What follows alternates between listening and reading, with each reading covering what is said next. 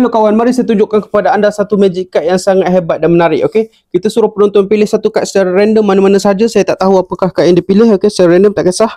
Contohnya kad ini. Okey, suruh penonton ingat apakah kad ini.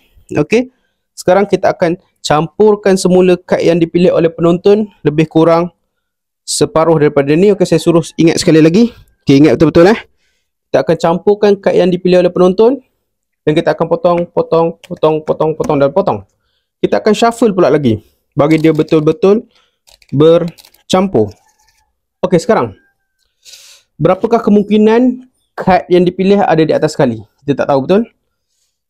Okey, saya keluarkan 1, 2, 3, 4, 5.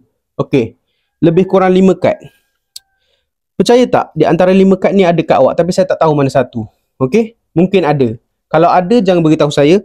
Mungkin kad yang pertama 5 love, ataupun kad yang kedua 4 pokok, ataupun kad yang ketiga 9 love, ataupun kad yang keempat 2 pokok, ataupun kad yang kelima 5 spade.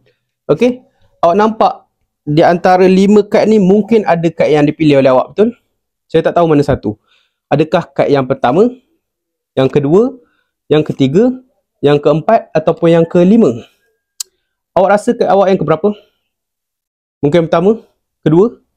Tak tahu? Okey.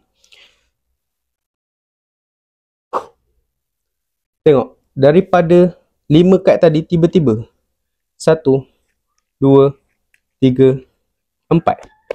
Hanya ada 4 kad sahaja.